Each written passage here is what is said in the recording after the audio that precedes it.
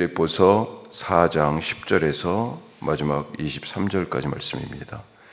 바울은 편지 마지막에서 빌립보 교회에 감사를 전하고 있습니다. 그 속에 바울의 신앙이 담긴 그런 삶의 자세가 참 잘 드러나 있어요. 우리가 세 가지 정도로 살펴보면, 첫 번째, 마음에 품어라, 마음에 품으라고 말씀합니다. 자, 10절 말씀을 보니까 이렇게 돼 있죠. 내가 주 안에서 크게 기뻐함은 너희가 나를 생각하던 것이 이제 다시 싹이 나미니 너희가 또한 이를 위하여 생각은 하였으나 기회가 없었느니라. 자, 같은 단어가 지금 여기 번역에서 두 번 반복되죠. 생각하다, 생각하다. 자, 이 생각하다라는 말을 좀 더 우리가 살펴보려고 그러는데, 바울이 지금 옥에 갇힌 상황에서 바울을 옥바라지하기 위해서 빌립보 교회에서 에바브로디도를 보냈습니다. 그래서 영적으로, 물적으로 바울을 돌봤는데 그것에 대해서 지금 감사하는 거예요. 자, 그러면서 지금 쓴 표현이 뭐라고 그랬냐면, 생각하던 것, 너희가 나를 생각하던 것이 이제 다시 싹이 났다.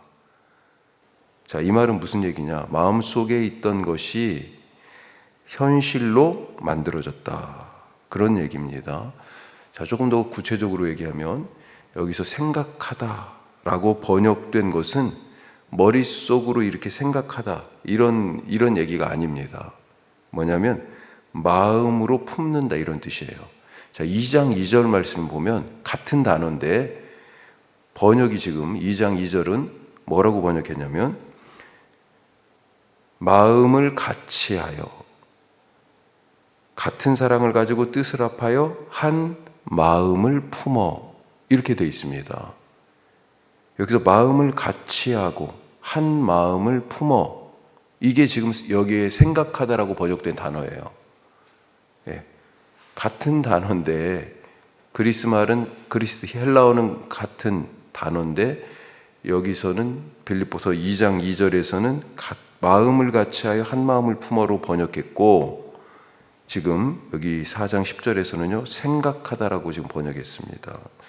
자, 이것이 또 2장 5절에도 나와 있어요. 우리가 품어야 될 마음이 어떤 마음이라고요? 그리스도 예수의 마음이니, 이렇게 되어 있잖아요. 예, 너희는 이 마음을 품으라, 곧 그리스도 예수의 마음이니. 여기서 마음을 품다, 이 똑같은 단어입니다. 생각하다는 단어예요. 빌립보 교회가 계속해서 바울을 생각했다는 얘기는 뭐예요? 마음속에 바울을 품고 있었다, 이런 얘기입니다. 그리고 이제 바울이 가장 어려울 때, 옥에 갇혀 있는 지금, 복음 전파에 제한이 생기고 물질적으로 궁핍하고 영적으로 외롭게 고립되어 있을 이때 바울을 돕고 섬기고 있는 것입니다. 겉으로 드러나고 있어요. 마음속으로 품고 있었는데 바울을, 그 바울에 대한 관심과 사랑이 지금 겉으로 드러난 거예요. 그걸 싹이 났다, 이렇게 지금 얘기하는 거죠. 나는 누구를 마음에 품고 있습니까? 왜 품고 있어요? 우리 교회에 우리가 품고 있는 곳들이 있죠. 우리의 선교 동역지들. 오늘 수요일은 선교 동역지들을 위해서 기도하고 그러는데, 선교 동역지, 또 우리가 같이 복음을 나눠야 될 사람들 마음속에 품을 수 있길 바랍니다. 마음에 품어야 그것이 때가 되면 싹이 나는 거예요. 그렇죠? 여기서 바울은 또 다시 싹이 났다, 이렇게 얘기합니다. 예전에도 싹이 한번 난 거죠. 그런데 지금 다시 난다, 이런 말씀을 생각할 때 우리가 정말로 주님을 아예 모르는 분들한테 복음을 전해야 될 그런 필요도 있지만, 열심으로 신앙생활을 했었는데 무슨 이유에서인가 지금 신앙생활에서 멀어진 분들이 있어요. 그것이 환경 때문일 수도 있어요. 주일날 출근해야 되는 우리 청년도 있고. 그런데 그런 과정과 상황들을 바꿔주셔야지. 신앙생활에서 멀어진 분들을 마음에 품고 그렇게 기도하실 수 있기를 바랍니다. 다시 싹이 날 거예요. 우리가 어떤 일도 마찬가지입니다. 지금 현실로 되어지지 않은 것들, 이것이 다시 싹이 난다, 현실로 지금 드러난다는 거잖아요. 그 전에 어떤 과정이 필요해요? 마음속에 품고 기도하는 과정이 필요하다. 자, 두 번째로 매 순간 행복하라. 바울에게는 지금 모든 순간이 행복합니다. 자, 갇혀있는 바울, 그런데 한번 잘 생각해 보십시오. 갇혀있어요, 지금. 바울이 얼마나 답답하겠습니까? 그동안 여기저기로 오고 갔죠, 마음대로. 예루살렘에서부터 시리아, 안디옥, 시리아에 있는 안디옥 교회에서 파송을 받아서 전도 여행을 지금 다니고 있었잖아요. 이 시리아, 그리고 아시아라고 불려지는 터키 지역, 그리고 바다 건너서 마케도니아, 아가야, 또 그렇게 계속 여기를 이렇게 오고 가면서 마음껏 복음을 전했습니다. 그런데 지금 활동이 제한당했어요. 당시의 옥살이는 지금처럼 가둔 그 당국에서, 나라에서 먹여주고 입혀주고 하는 그런 시스템이 아닙니다. 옥에 갇히면 옥바라지를 했어야 돼요. 죄수가 감당했어야 됩니다. 먹고 입고 하는 것을.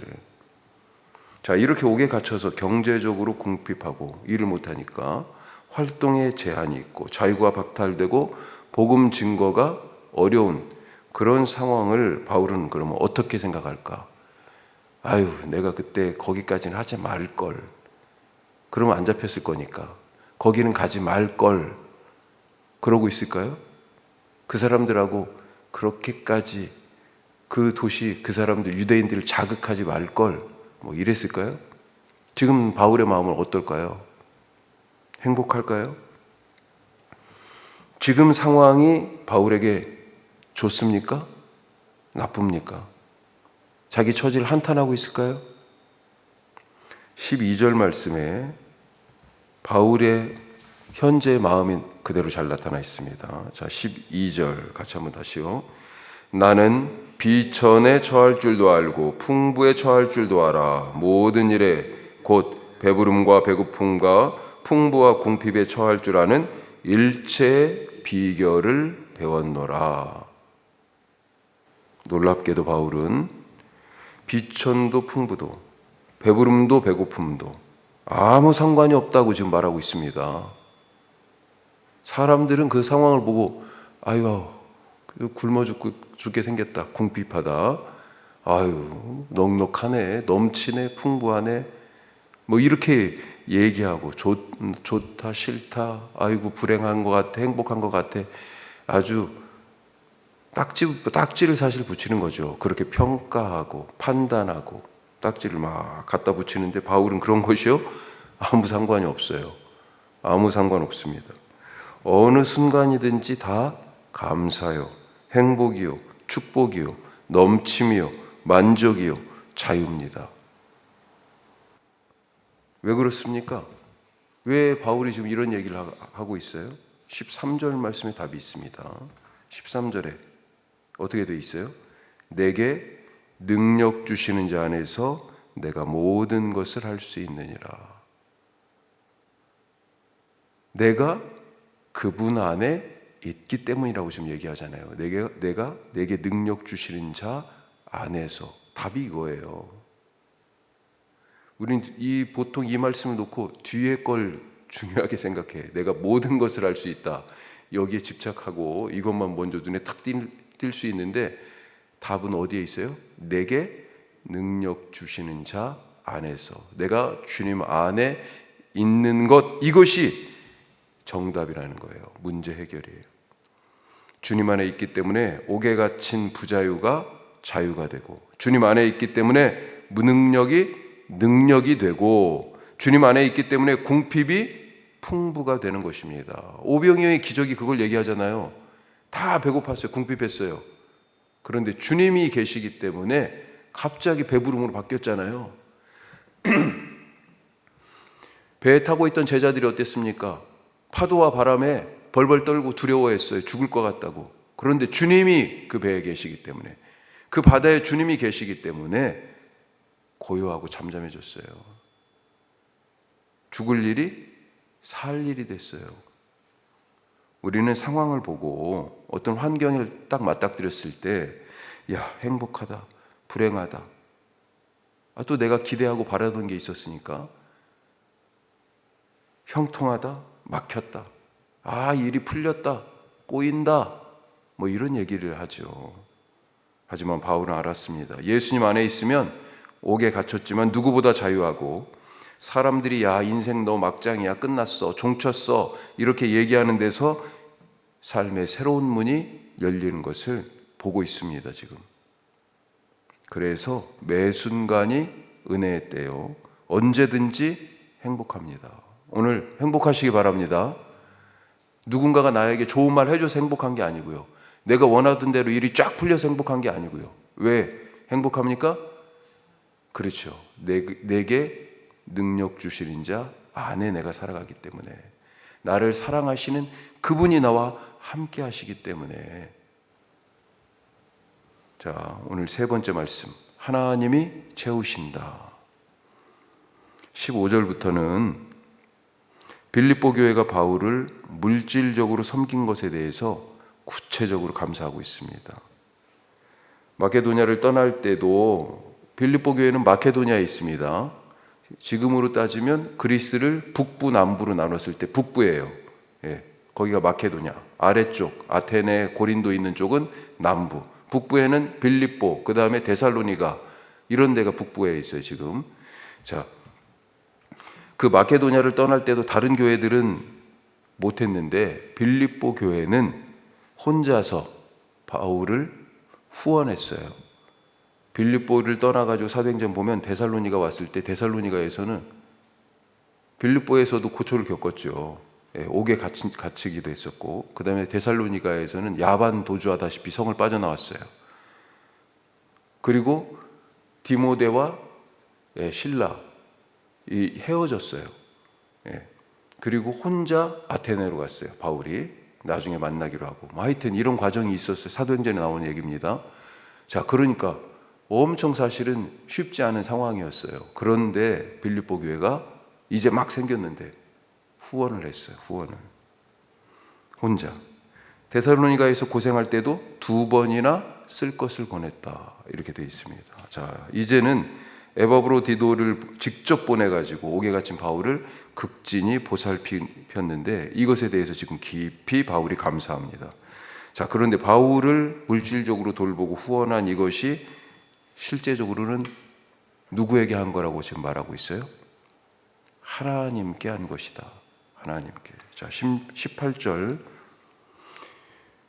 뒷부분을 보시면, 자, 이는 뭐라고 되어 있습니까? 받으실 만한 향기로운 제물이요 하나님을 기쁘시게 한 것이다. 당신들이 나에게 줬지만 누구에게요? 드린 거예요? 하나님께 드린 헌물이었고 향기로운 제물. 하나님이 기쁘시게 받으셨다.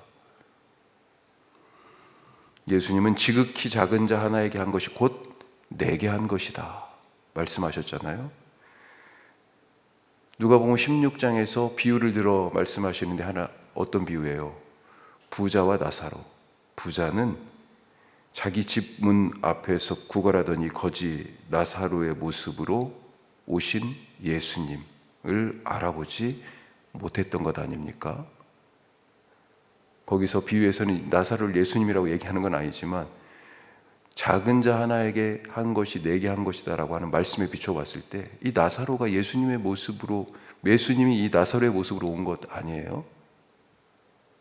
내가 오늘 한 일이 예수님께 한 일임을 잊지 마시기 바랍니다. 누구에게, 사람이 다를 거예요. 그 옆집 누구한테 한 것일 수 있고, 그동안 꼴도 보기 싫었던 누구한테 한 것일 수도 있고, 이름 모를 누구한테 그것이 한 것이 말을 한 것일 수도 있고, 어떤 일을 해준 것일 수 있고,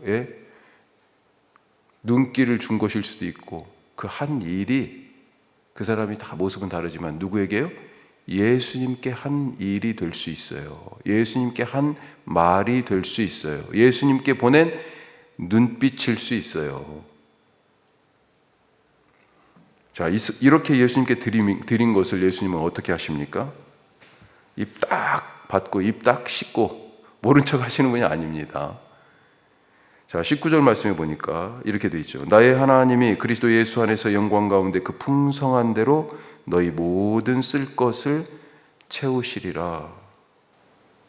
풍성한 삶을 사는 원리가 여기에 있습니다. 하나님이 내 삶을 채우시는 거예요. 바울도 못 채워요. 이 빌립보 교회, 이 성도들의 삶을 누가 채워요? 하나님이 채우십니다. 왜요? 하나님께 드렸기 때문에. 하나님은 딱 받고요, 모른 척 하시는 분이 아니에요. 영적 원리의 가장 기본은 뭐예요? 자연의 원리입니다. 뿌린 대로, 심은 대로 거둔다. 내가 누군가를 향한 비난의 시선을 자꾸 보내면 그게 뭐예요? 나한테 돌아오게 돼 있어요. 다 몇 배로, 30배, 60배, 100배로. 그러니 남을 향하여 어떻게 해요? 예수님의 미소로 웃어주셔야 그것이 나한테 30배, 60배, 100배로. 궁핍한 중에 있는 바울에게 물질적으로 후원했잖아요. 빌립보 교회가.